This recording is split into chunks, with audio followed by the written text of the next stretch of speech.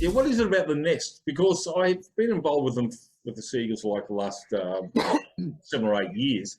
It just seems to be, and I'm not saying it's the Mapry era or anything like that, but it just seems to be this knockabout bunch of blokes who actually really enjoy each other's company, and they take it onto the field. And while they're like the 5 rounds of first grade played, they play with a lot of ticker, Poole. And I think that's they find that balance between mates and playing for each other and playing for the club. It's I don't know what it is. What is it? Oh, again, from when I first started at Wynnum, it was a club that wasn't far outside of its, like, I'm talking 1990, so it's a long time ago. Yeah. But we had a great record as a club up until that point for still a very young club. So there was sort of a big focus on rebuilding back to that thing, which I was lucky enough to be part of through that 90s period. But camaraderie, like I caught up with, a few guys who came in halfway through my career, first grade career, and played on up.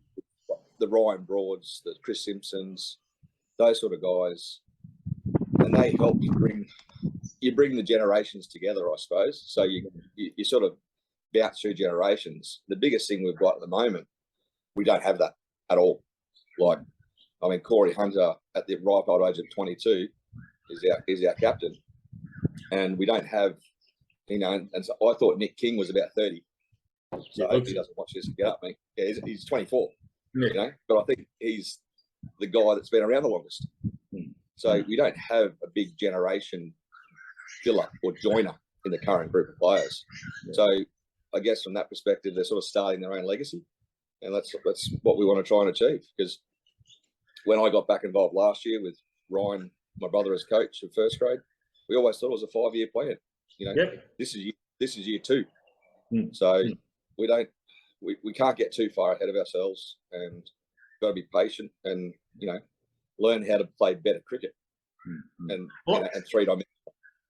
Well, I think we came along in leaps and bounds last year, Phil. Honestly, I really do. The results weren't there, but I just saw what was happening in 6s, 5s, 4s, and 3s, 2s, and 1s. We a lot of focus on 2s and 1s, but we are a club, as John Shaw says. We're 3s are trying their hardest to push 2s, for 2s to push 1s, if you know what I mean. So it's where we were from the year before. There was a big turnover of cattle with Radnott and McDermott and all those fellas, and Flores leaving the year before. I thought we did a remarkable job. And you're right, the 5-year plan, I think we're probably half a season in front from last year. I know we didn't get the results in the T20s, but I think we're on the right path. I think Poole and Singy got it all work.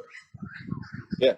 No, we've got, as I said, we've just got to be patient with a process, not get too far ahead of ourselves with too higher expectations.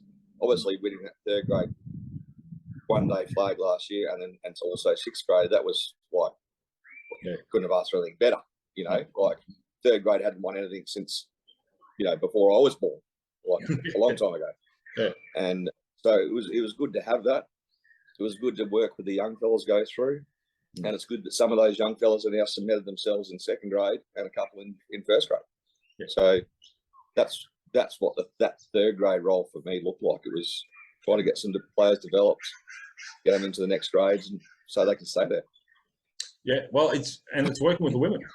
It started, and started to make their way through. Look, mate, I could talk to you forever, but obviously the T20s are over for you. Are you going to continue with the 50 over format, or a bit of red ball, go back to the clipboard? At this stage, I'll be just at 3rd grade, starting on the 17th of September. I got asked about 50 overs the other day by our 2nd grade captain, and I said, let's just see. So I just think it's now time. 2020 is a little bit different, but it's probably now time that we start looking towards what our 2nd grade team's going to look like come the 1st of October when they play their first red ball game, and start building around that. So that's my opinion. I could get told something different or asked something different by Stoney and someone else, but that's where I'm focused on at this point in time. So have this weekend off, and I'll help out with 1s and 2s in their first couple of 1 days, which is on the 10th of September, and then red ball for third grade on the 7-8. Yeah, I think the transition from T20s to 1 days then to Red Bulls is a good transition period rather than first gear, fifth gear, back and fourth gear, that sort of stuff. So I think it's we need to use that sort of transition to get those guys ready to come for the Red Bull stuff. Yeah. Well, I think that the whole T20 has been a great idea. Yeah. I wish that we got the club more engaged in it as a club, because that's what we want. The thirds, fourths, fifth graders, and the younger players go, well, hang on, in 3 or 4 years, I could be that guy. Yep. On KO or YouTube, playing for Winner-Manly in first or second grade, and that's the story we want to get out to those guys. It's like, it's not hard. You look at Sam Truloff last year for West. What are you, only 5 good hundreds from the next level? Well, it's not that hard. If you put together a decent run of form in grade cricket, you'll get rewarded, and we want to see that. They've got to strive for that aspect, because that's the pinnacle of where a lot of people will get to. Not everyone gets to play first class cricket or test cricket. So first grades it's not bad.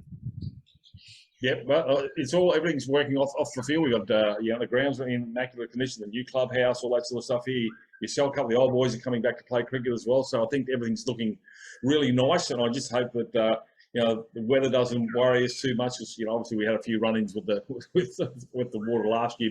But mate, look, I watched the highlights, mate. You certainly able to still hit them over the fence, all right, mate. Maybe that's the fact that you don't like running, or whether they're just you're making the bowlers bowl to you, mate. I don't know what it is, but it looked good. It looked like the old days. I did actually have trouble finding. I couldn't tell in the highlights which one was you, which one was Jed Wilson, because I think Jed's put some weight on, so I couldn't really work out who was. Well, we're obviously both fine human specimens, mate. So. Most certainly. All right, mate. You're the second leading run scorer in the competition. You scored a double hundred. You played in Malaysia. You played in England. You're back at Bill Albury, and it's great to see you back out there on the green and gold colours, Justin Poole. And look, mate, we look forward to seeing you around the nest for the next 7 months, mate. Enjoy. Thanks, John. Cheers. Cheers, mate.